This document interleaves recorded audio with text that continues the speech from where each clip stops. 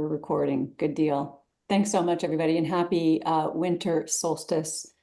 It's a grand Yule, even though I know it's not snowing in most places in the States, and we so wish it was, because nothing quite says solstice like a quiet snowy night. I did send out an email earlier in the, well, late afternoon, early evening, that gave a few tips on the practice tonight. I had also included the playlist. I hope you got that. And what else was in there? Ooh, and a couple of recipes that you might want to enjoy, if not tonight, maybe over the weekend. So I'm so glad you're here. Thank you for joining me and the others on the screen for what I understand is the 15th annual Winter Solstice class. So there was a time we did this, you know, in person, and that was great and loved it. And now, since the pandemic, we have this opportunity to do things in the great Zoom room. So I appreciate you all. I love doing this because it means that families and friends can practice together on this one night from all over the country. So anyway, glad you're here. Thanks for dropping into the chat box. Really quick, this is a yin-inspired practice. That means we're going to get into a shape. Everything's going to be down on the floor. We're going to get into a shape and stay there for a minimum of 3 minutes. The idea, there's a couple of principles to keep in mind. When you get into the shape, find your edge, right? So that means don't go past your edge. That means find just that Goldilocks moment where it's not too much, but it's not too little. And it's a place you can sustain. It's a stretch, so to speak, that you can sustain for about 3 minutes. The time in the pose, the time that you spend in the pose, is much more important than the intensity with which you get into the pose. So keep that in mind. It's all about time, not so much about intensity. Once you get into the shape, the second principle I want you to keep in mind is commitment. Just commit to being there. Commit to, more importantly, commit to stillness. So you might be tempted to start a little pedicure on your toes and the forward bends, or picking dog hair off your mat. Just let it be. Just let it be. Commit to being still in the shape. And then the third one is acknowledge discomfort. Now, there's a line, of course, between discomfort and pain. And the winter solstice is all about darkness and a long dark night. Yeah, Alicia, where are you? Hopefully she gets on here soon. Sorry, I'm reading the chat. It's all about a long dark night. It's shadows, and I encourage you to get into the shape, stay put for the duration of the time we're in there. And if things start to get a little awkward or uncomfortable, see if you can just kind of like breathe through it, just like acknowledging that everything is temporary, nothing is permanent. Having said that, though, watch out for pain. If you can't get out of discomfort, if you can't get out of pain, definitely get out of the pose. That's my motto. So so there you go. Now, with regards to props, typically this would be kind of a prop-free class. You're welcome to go sans prop if you like. I'm going to have a blanket and 2 blocks nearby. Either way, it's up to you, props or no props. So we're going to start in Baddha Konasana. That means you're going to take a seat. And I'm going to sit on the edge of your blanket if you've got one. This will elevate your pelvis slightly and give you access to a little more of a forward tilt and anterior tilt to your pelvis. You don't have to be on a blanket. Get onto the seat, bend your knees, bring your knees to your chest, feet to the floor, and then let your knees drop out to the sides. Bring the soles of your feet together, and here you are in Baddha Konasana. I'm going to stick close to the screen for the next few moments to allow any latecomers in.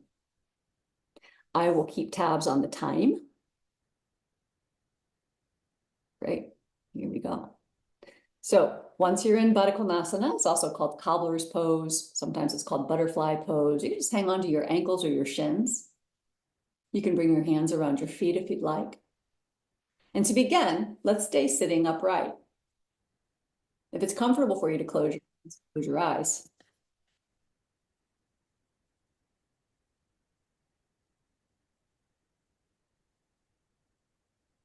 Let your shoulders drip down away from your earlobes, inviting your neck to be long.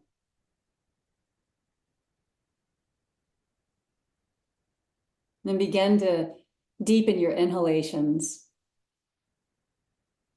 and lengthen your exhalations.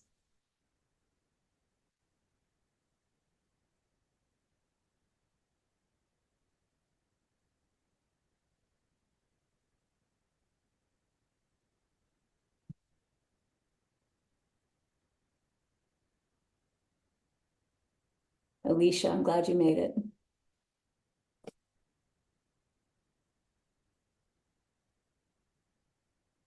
And let these exhalations anchor you down to the floor through your sitting bones.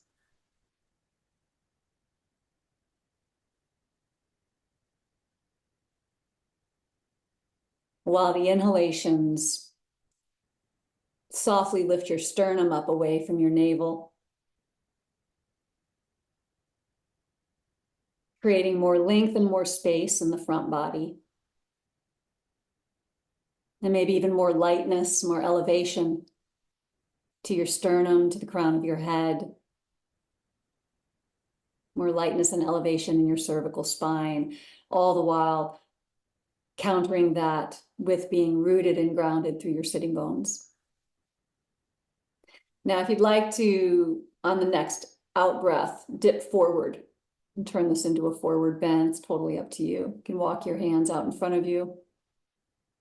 You might want to put your hands onto a block if you'd like. Got about 1 more minute.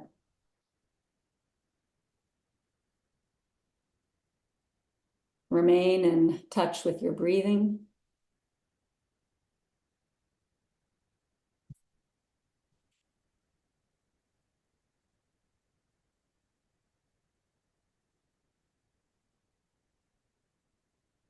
And even in this forward bend, those of you who are tilting down,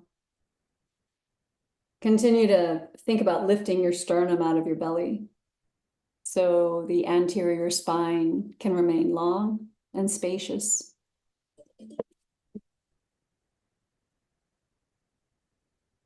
We're going to take about 3 more breaths.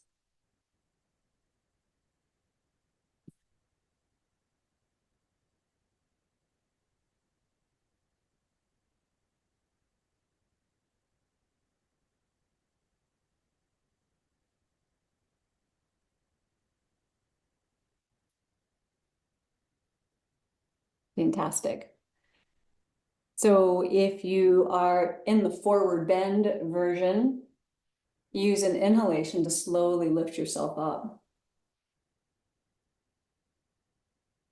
Good. And once we all meet together with a vertical spine, let's just pause for a beat or 2.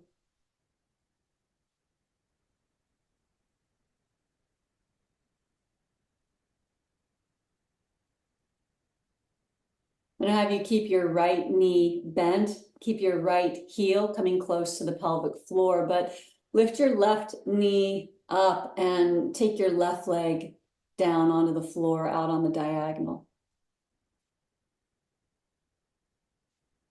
Good. Get yourself situated on your sitting bones. And then fingertips to the floor on either side of your hips. We'll start with an in-breath. Elevating, pulling the ribs up, the side ribs up away from the pelvic crest. And then when you exhale, dip forward. And you can walk your hands forward. I'd like your sternum to come right over your right heel. So come right down the midline.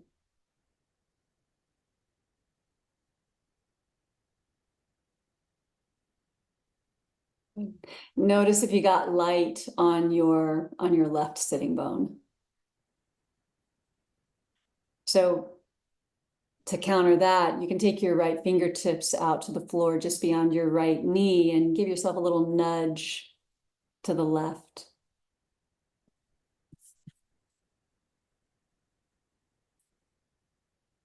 Good. Barb, it's good to see. I want to make sure everybody that's just come in, I acknowledge you're here. I see you, and I'm so grateful.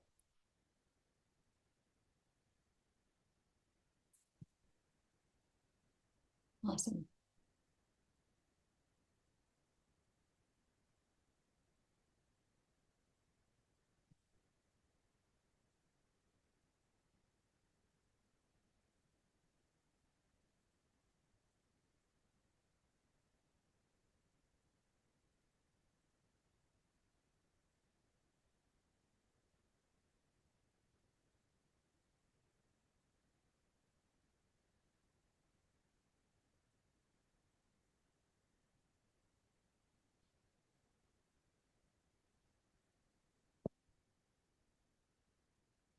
Good. Notice what's happening with your jaw and your throat.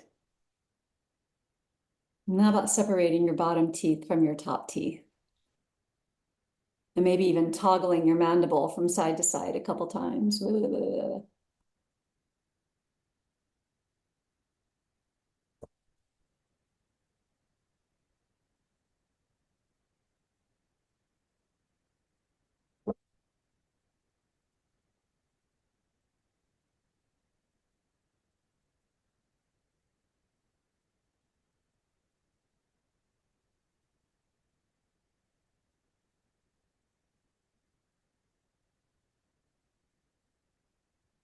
If Ujjayi pranayama is part of your practice, you can certainly incorporate that. The Ujjayi pranayama is there's a very slight constriction in the back of the throat, creating I like to think of an ocean, gentle wave, ocean sound in the breath. It's not Darth Vader. Let's be clear. It's a little more gentle than that. But there is a slight sound, a wind tunnel effect or a wind tunnel sound.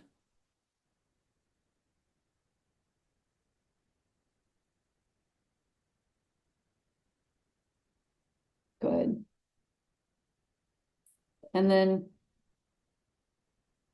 when the next in-breath happens for you organically, begin to walk your hands back up towards your hips. Take your time. The transitions are critical. Whew. Good. Just let your spine get upright.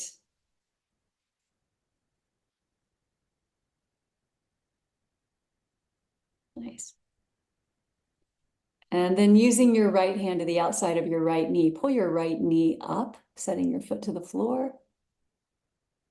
Good. And then you can bring your left hand underneath your left knee, pull your left knee up. Bring your left foot in close, and then you'll drop your left knee out to the left and extend your right leg out to the right on the diagonal. Get yourself set up on your sitting bones once again. Fingertips to the floor on either side of your hips. Then we start with an inhalation. And then gently coming forward on the exhale, coming right down over the right heel. Good. You can take your left arm out in front.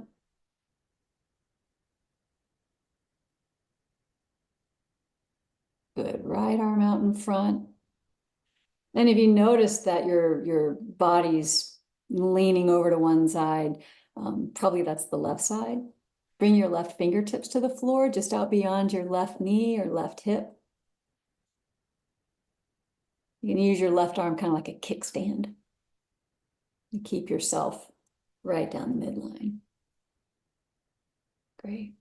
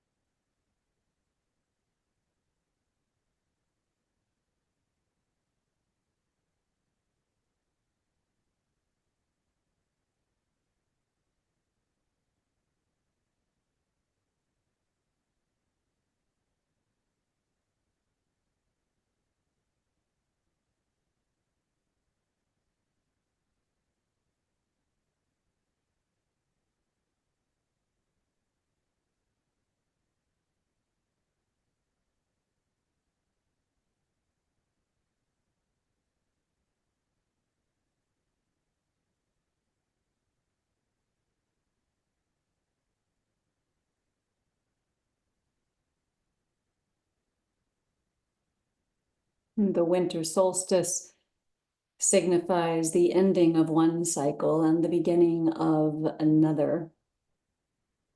And this is a prime opportunity to connect or perhaps reconnect with what we call in the world of yoga the sankalpa, your sankalpa,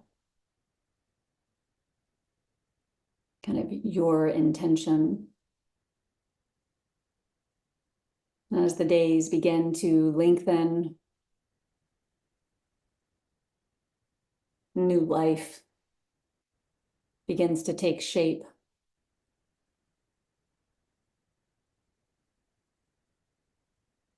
What can you leave behind in the darkness from this past cycle? People, places, jobs, careers, ideas, beliefs, habits, patterns.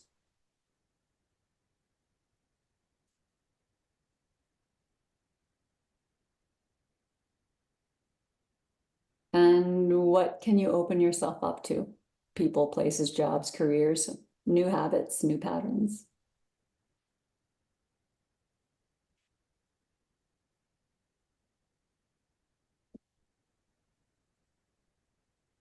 Okie dokie. You're going to begin to walk your hands back up towards your hips so that you can lift your spine upright. And once again, I urge you to take your time on the transitions.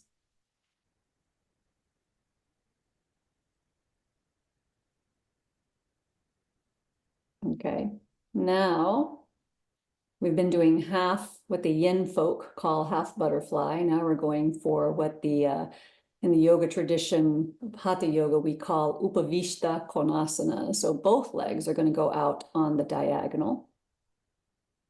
I think everybody's in the great Zoom room, the Maha Zoom room now. So I'm going to go to the mat.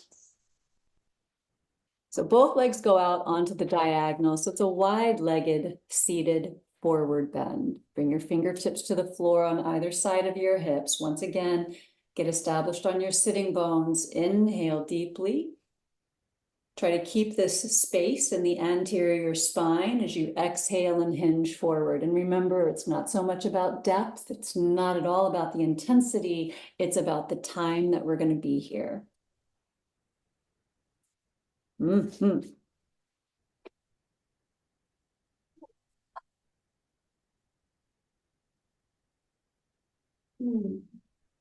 Oh.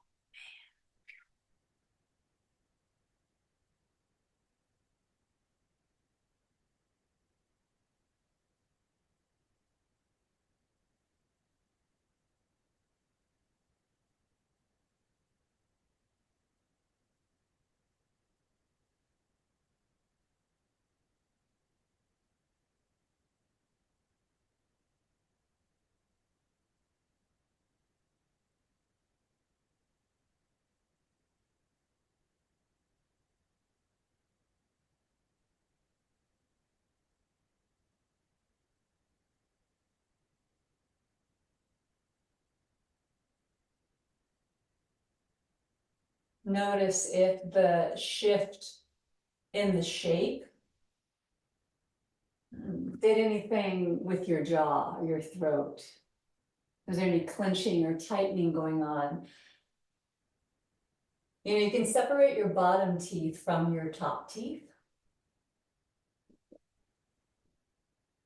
Bringing a little more space into the mouth, into the oral cavity.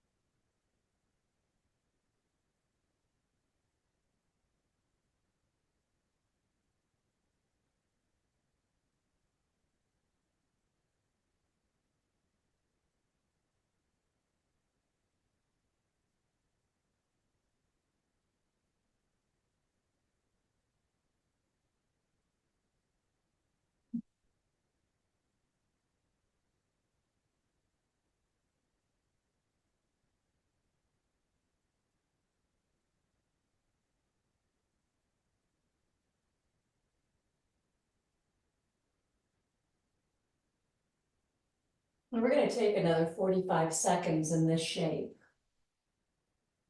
Mind your mind. Mind your breath.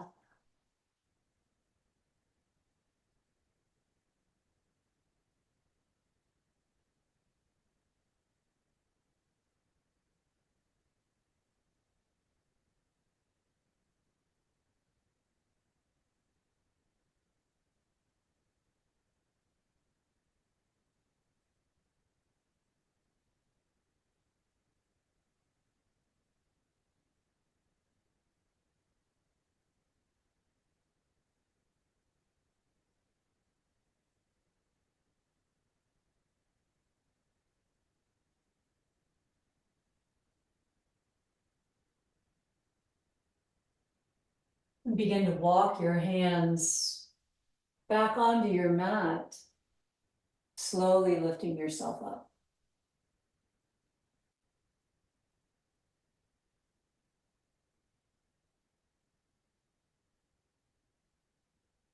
Great.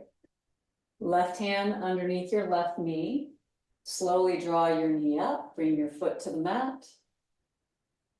Right hand underneath your right knee, bring your right foot to the mat.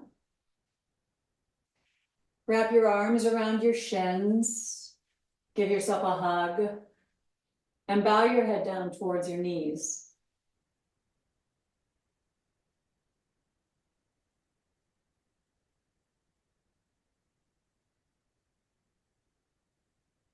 And this is from Wendell Berry, To Know the Dark. To go in the dark with a light is to know the light. To know the dark, go dark. Go without sight and find that the dark too blooms and sings and is traveled by dark feet and dark wings. Lift your head. And I'm going to have you rock back slightly. Bring your hands or fingertips to the floor, just beyond your hips. Keep your knees bent and step your feet wide. Going to do a seated windshield wiper. We're going to use the breath. As you breathe in, drop your knees to the left. Allow the right hip to elevate. And as you exhale, the knees come back up. Then you're ready for the next in-breath to take your knees over to the right. You're just pivoting on your heels. And when you exhale, come back up. And keep doing this from side to side. I'm not concerned with the speed. Slow is always better. If you want to stay put on one side for a couple of breaths, go for it. Just simply notice the mobility or lack of in the hip joint. Notice how you feel in the knees, around the knees. Use the inhalation to support the extension of the spine. That lengthening through the side body. And the exhalation acts like a passive recoil, bringing the knees back to center.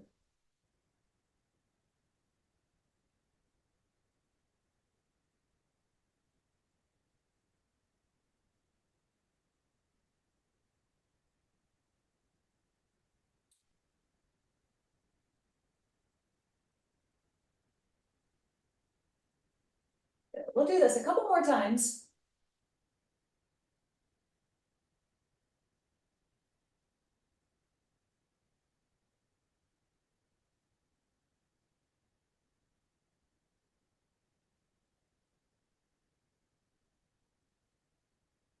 The next time you take your knees to the right, we'll let that signify the final round.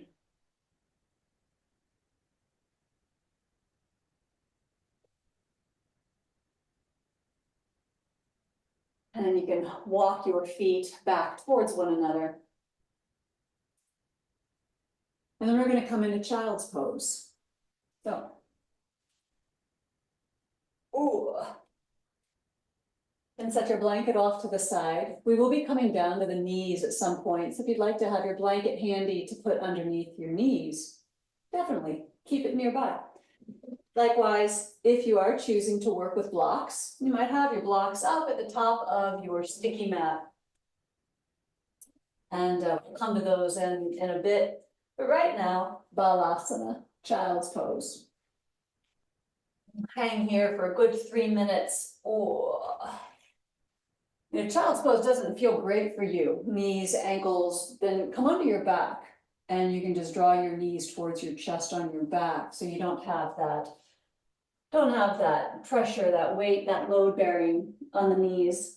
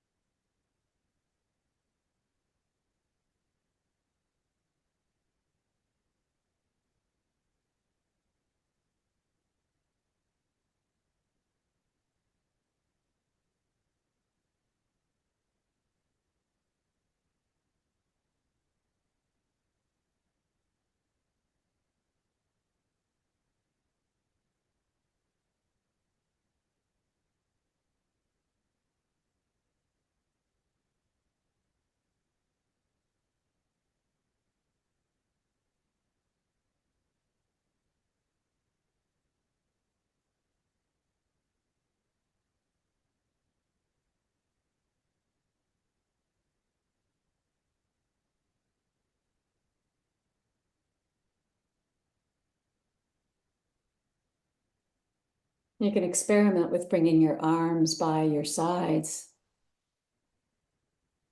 bringing your hands down by your ankles and allowing your shoulders to drip around the knees, just drip towards the floor. And using this devotional shape, this shape of humbling oneself, and using it as a metaphor of going deep, going low, getting grounded. Almost as though you were a seed planting yourself deeply into the earth.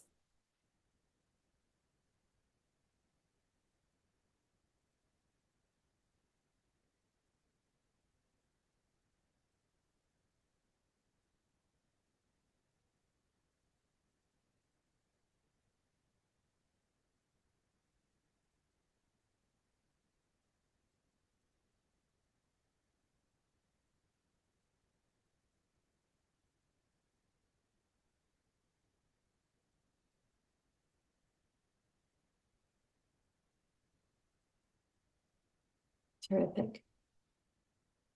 Okay, from here, we're going to transition.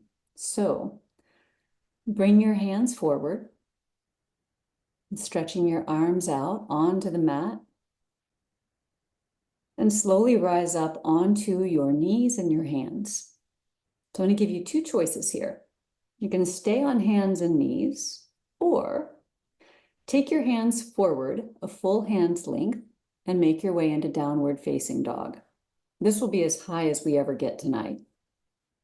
Well, from a physical standpoint. Good. Utilizing downward dog to open up the backs of the legs, giving the backs of your knees, the popliteal region, if you will, to have a couple of big, deep yawns. And if you want to remain on your hands and your knees, that's great too. You might just stretch one leg back at a time, take your right leg back, toes to the floor, and let the back of your right leg open up.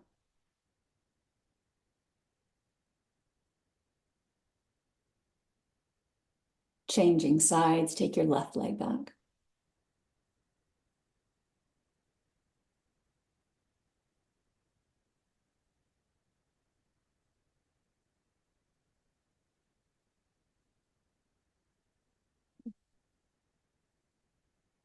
Great. So at this point, we've been in the hips for the first 30 minutes of the practice. Going to have you come forward onto hands and knees. If you're in dog pose, gently set your knees down to your sticky mat. And then we're all going to lower all the way down to the mat, all the way down to the floor. You can inch your feet back. Good. Come all the way down, knees down, pelvis down, belly, chest. Excellent. Good. Okie dokie.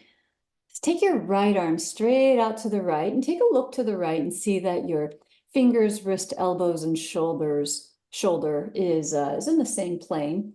And then you're going to bend your left elbow, press your left hand underneath your left shoulder, and give yourself a gentle roll to the right. So you're going to roll towards the outer right hip. Good. Remember, we're going to be here for a hot minute, so don't like overexert this. Good. And then you might want to put a block underneath your head or rest your head onto the floor if that doesn't cramp your neck, your right shoulder. This looks great, everybody. Anything goes really with that left leg. So you can keep the left leg straight.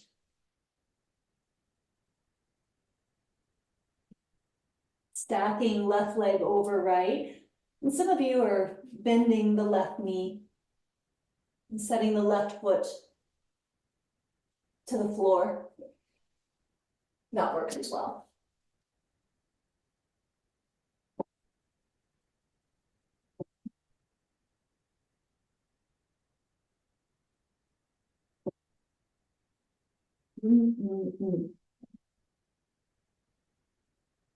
So, something that I want to caution you about in this shape. If you feel that your right fingers are getting tingly, or there's any numbness in the fingers or the hand, any strain along the inside of the elbow, then I encourage you to let yourself roll out of this a good bit.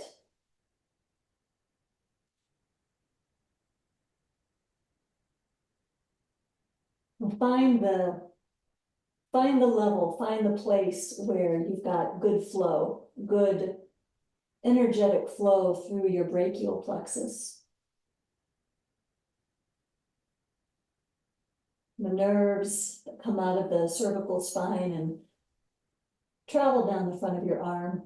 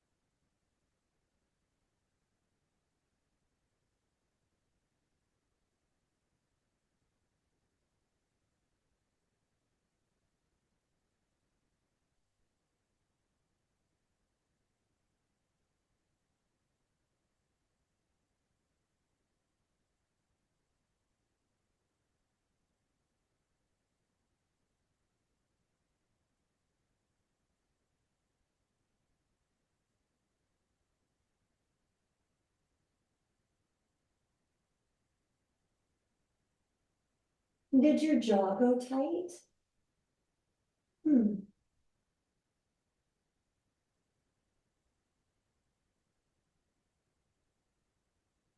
Notice if your tongue is glued to the roof of your mouth.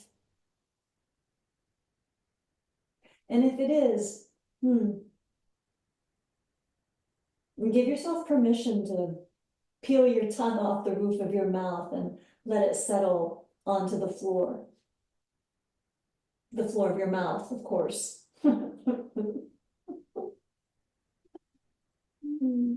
Okay, we're slowly going to bring ourselves out of this very gently. There's a lot going on there in that shape. So bring your left knee down to the floor, ooh, and then your thighs to the mat, pelvis, belly, ooh, wee. Forehead to the mat.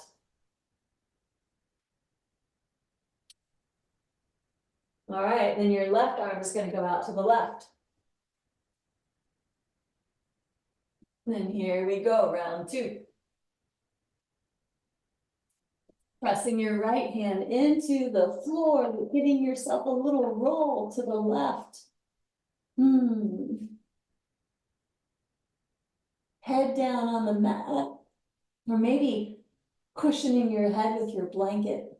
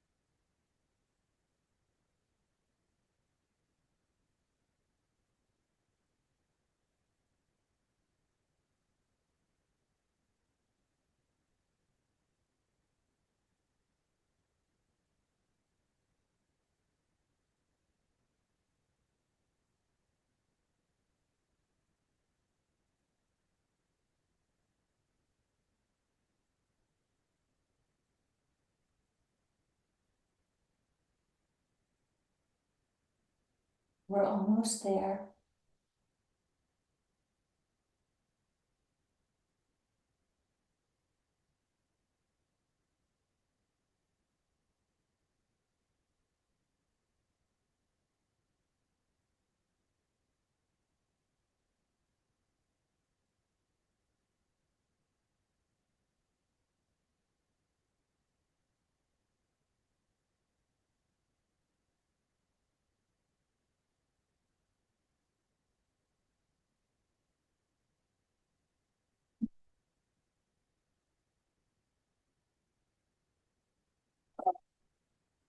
Slowly bring yourself back to the prone position on your mat. That means on your belly. Forehead down. Gently draw your left arm in. Ooh-wee.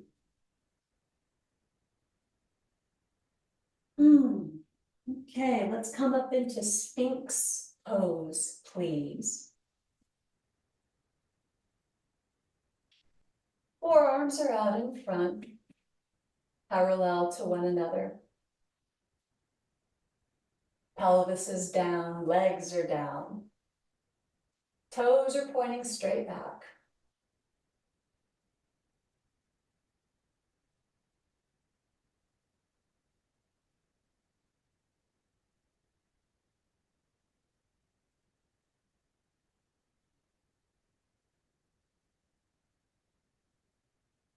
Eyes are looking softly just down the bridge of your nose. And settling onto the floor somewhere beyond the top of your mat.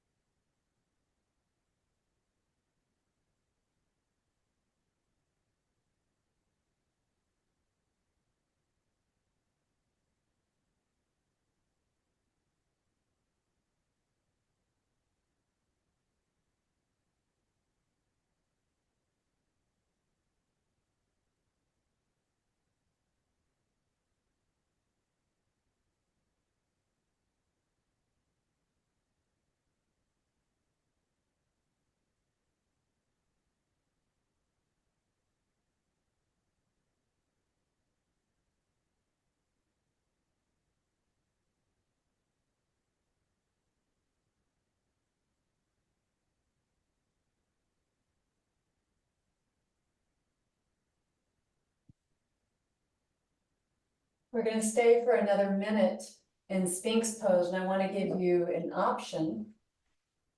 If you'd like to experiment, you can pivot on your elbows, take your forearms out on the diagonal slightly. And then from there, only if your back gives you permission and says, yeah, this is all right, you can straighten your arms, coming into what's called seal pose.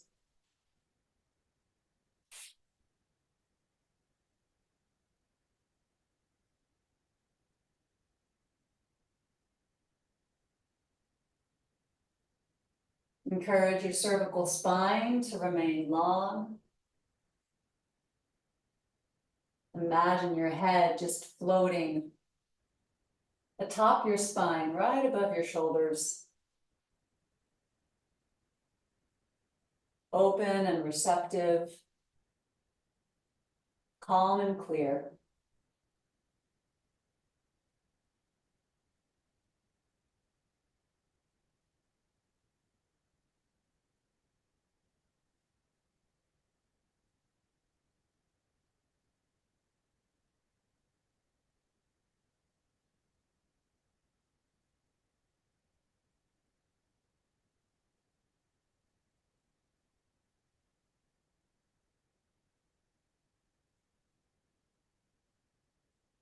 Excellent. If you're in seal pose with the arms straight, come back down onto your forearms. And then everybody, slink yourself all the way down to the mat again. Ribs down, sternum, chest, forehead. Slide your hands underneath your shoulders. And moving ever so cautiously, lift yourself up onto your hands and your knees. The transitions are usually where we get a little carried away, like we fly in and out of a shape, like yahoo! I'm going to encourage you to keep moving so slow and gingerly on the transitions. So either remain on hands and knees for about 30 seconds or pick the knees up coming into downward facing dog, just for about 30 seconds, lengthening your spine, taking any kinks out of the lower back.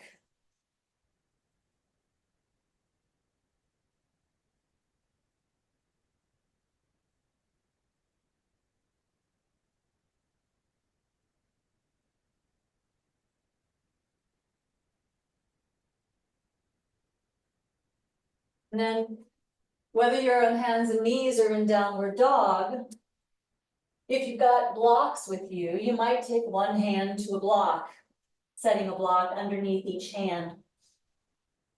Lengthening your arms and creating a bit more space through the upper body. So now we're ready to step the right foot forward. And gently settle your left knee down to the mat. Okay, now the good times begin. Low lunge. What could possibly be so challenging about a low lunge? Not much until you're in there for 4 minutes. If you have blocks, blocks are really terrific here. You can bring the blocks to the inside of your right foot, walk your right foot over to the right a step. And then fingertips can be to the block.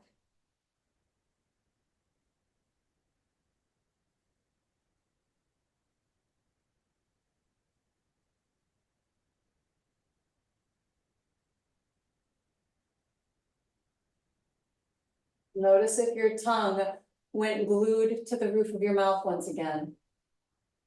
And give it permission to descend.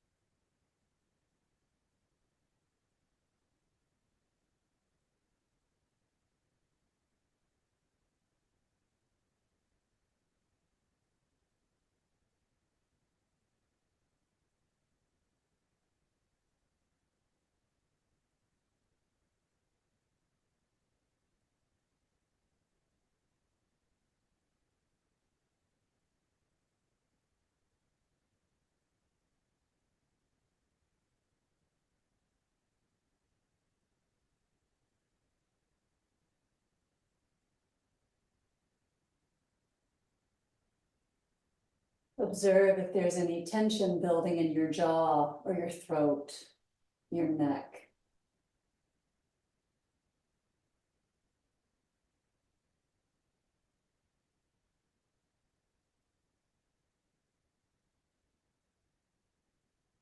Find that ujjayi breath, that soft ocean sound, that soft wind tunnel.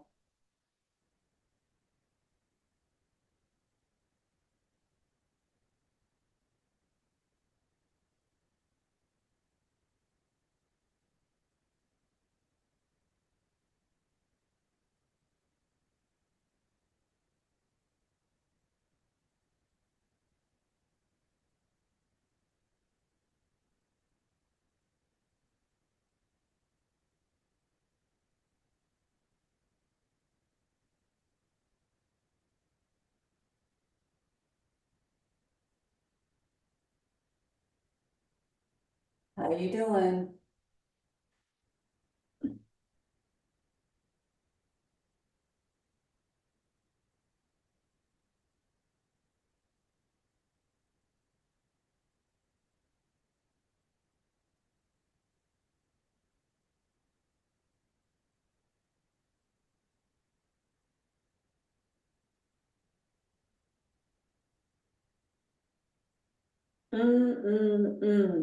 Okie dokie. Very kindly begin to draw your hips back. Ooh wee. Bring your right knee to the mat. Oh, Softly take your hips from side to side.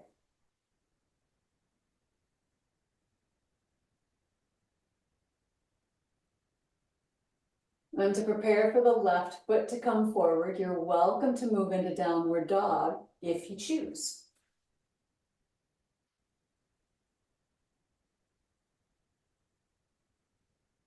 Step your left foot forward. Bring your left hand behind your left ankle to help it up there. And then your right knee can come down to the mat. And remember, you can cushion it, of course. And here we go. Round two.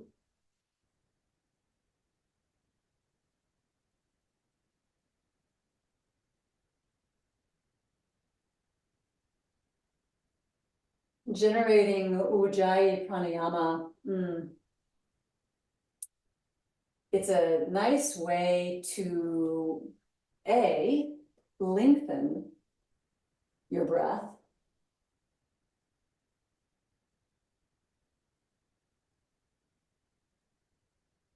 Slowing down the inhalations, slowing down the exhalations. It's also a nice way to generate a bit of heat in the body. And third, it gives your mind something on which to focus.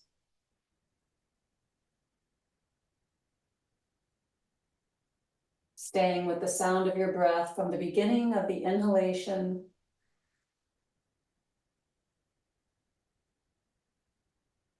to the very end of the exhalation.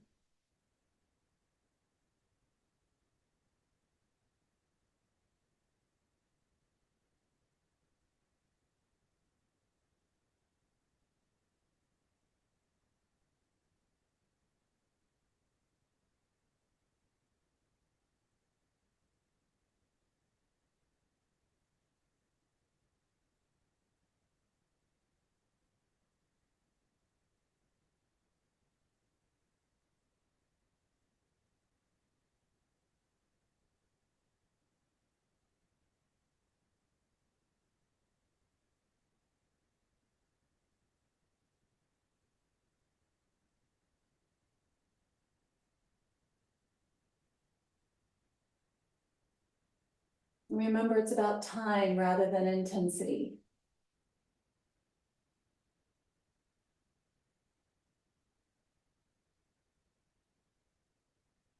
Finding that just right place in the lunge. That's not overwhelming, but that you can stay with for a bit.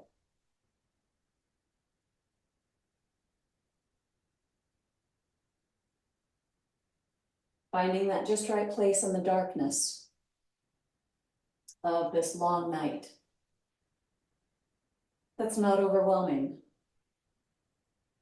but that you can sit in for a bit. Giving yourself time to review and reflect.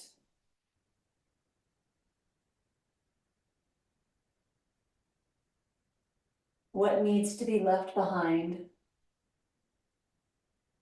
Who needs to be left behind?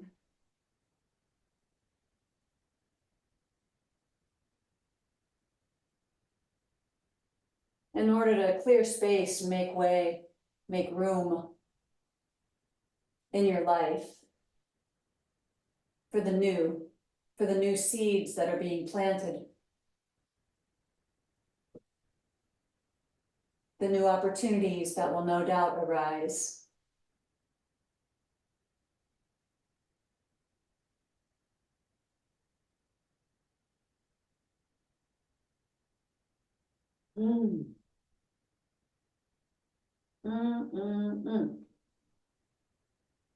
Okay, well done.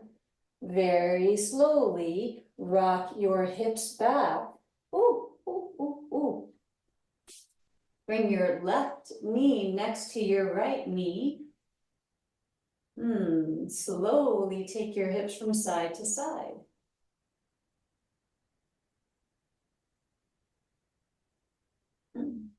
Now, how about a cat-cow? Using the inhalation to extend your spine, arching low back, middle back, upper back, looking forward, and on the exhalation, slowly rounding, low back, middle back, upper back. And make your way to a neutral spine, and then come onto your back. When you get down onto your back, bring your knees to your chest.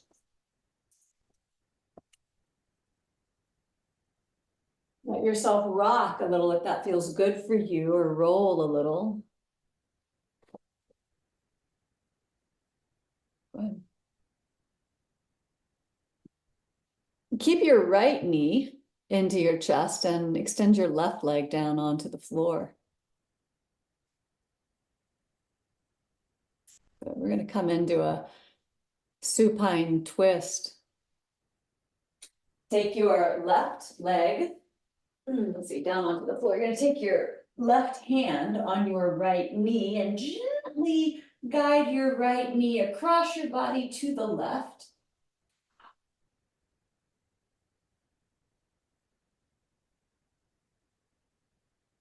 Good. Now we have some choices here. This is door number 1. Door number 2 would be to bend your left knee, bring your left heel up towards your bum. Door number 3 is to reach your right hand down, take a hold of your left foot, or as we say here in Oklahoma, take a holt. Take a hold of your left foot with your right hand, binding the twist. Left hand can settle onto the outside of your right knee or right thigh.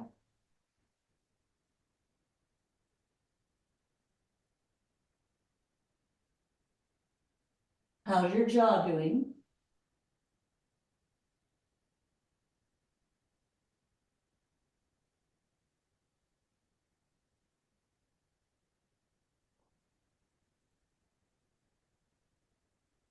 You're going to coax your right shoulder down towards the floor, but keeping in mind that whether it gets there or not is irrelevant.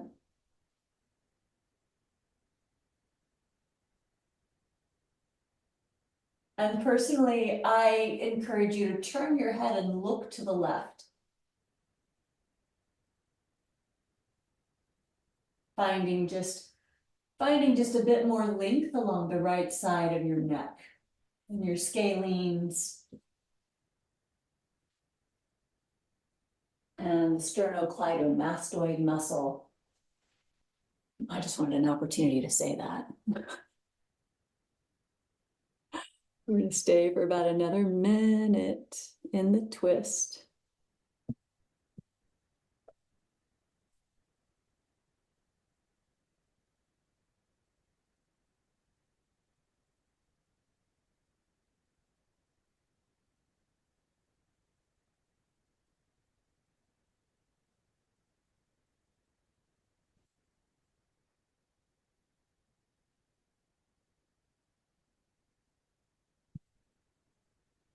Excellent. If you've got a hold of your foot, let it go. Return to your back.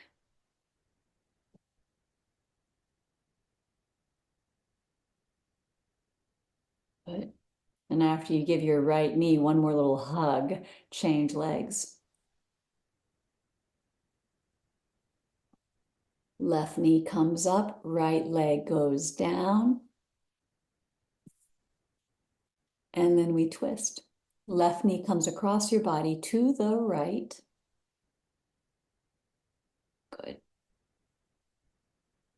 So the right hand stays with the left knee or thigh. If you want to experiment with this binding action, you'll kick your right heel up behind you. Reach down with your left hand and Take a hold of the foot or the ankle, or maybe just grab your pant leg. That works too.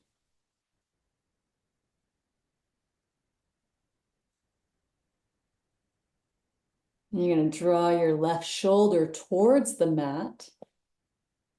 Look to the right.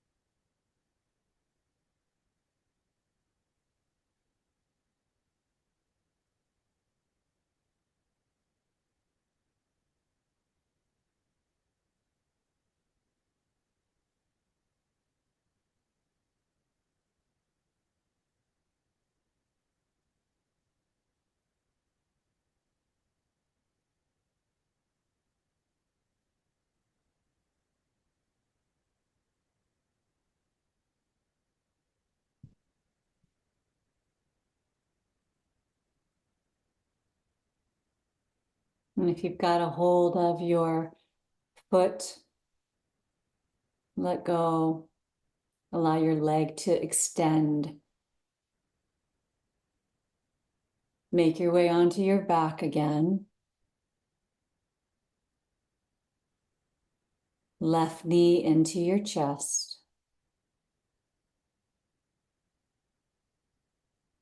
Good. Both knees to your chest.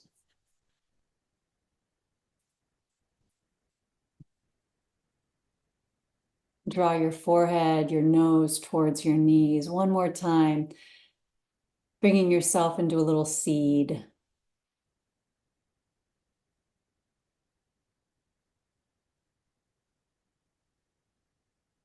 And then feet to the floor, shoulders and head to the floor. It's time for Shavasana.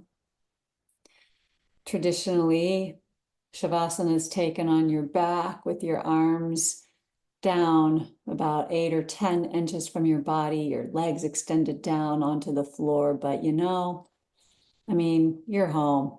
You want to crawl up onto your sofa or take your legs up the wall or swing your legs over the seat of an ottoman, go for it.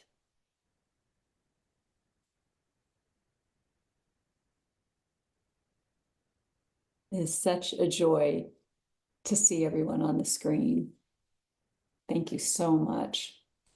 So as you're making your way into your Shava shape, I'm going to read a little something from Rosemary Gladstar, a renowned botanist, herbalist. Today is winter solstice, when we celebrate the shortest day and longest night of the year, and the return of the sun. For many people, this celebration is at least as important as Christmas and New Year, and marks the beginnings of a new cycle. The light has returned again. In the middle of this longest, darkest night, deep in the earth, even the seeds begin to stir with hope. In times past and present, people gathered around bonfires, lit candles, sang songs of holiness and joy, and danced together to welcome the return of the light and the promise of new life. While we may not always be able to gather in large circles with friends and family, we can still create our simple ceremonies, joining our hearts together, lighting our fires, releasing into the flames what no longer serves us as individuals and as a species, and celebrate together the birth of the sun and the promise of returning light. We are the light, living stars on earth, reflecting our light back into the distant darkness. Our task is to remember to keep that light burning brightly and to let it reflect in who we are and what we do in the world. And when we're able to do this, the possibilities are infinite. Stars shining together make an even more brilliant light. This solstice, join your energies with the thousands of others around the world who are lighting their fires, singing their songs into the darkness. Dance freely, set your intentions, let go, release all that no longer serves you or humanity. Order your seeds, plan your gardens, dream your future, and never fear. The sun is returning again, and a new dawn is on its way.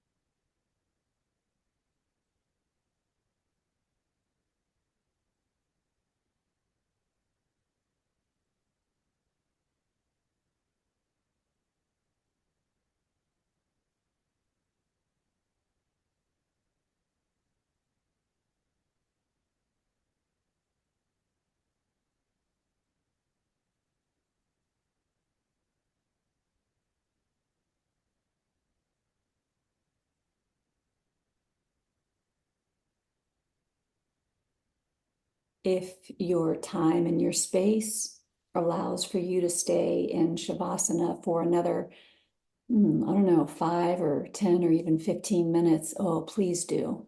Please, please do. Otherwise, you can begin moving your fingers and wiggling your toes, gently exploring a deeper breath in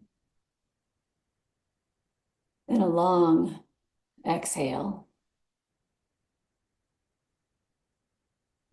And stretch your arms either out to the side or up over your head. And point your toes. Invite your back to arch away from the floor.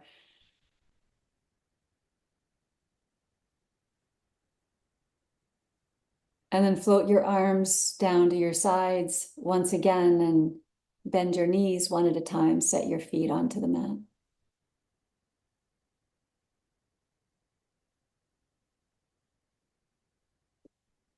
And from here, pause long enough to visualize your pathway to sitting.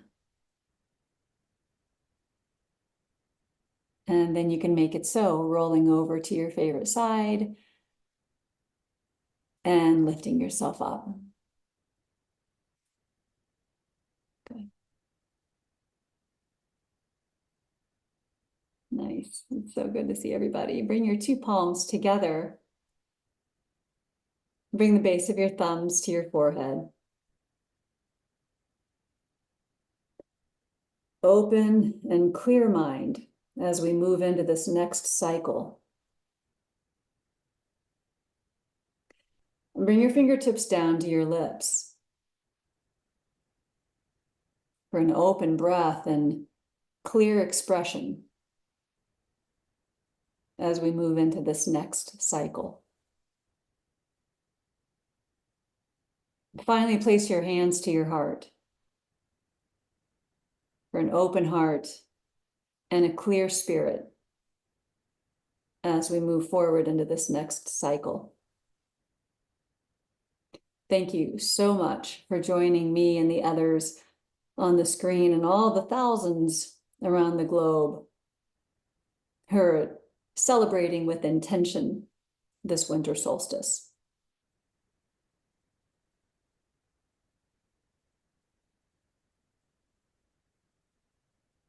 Awesome.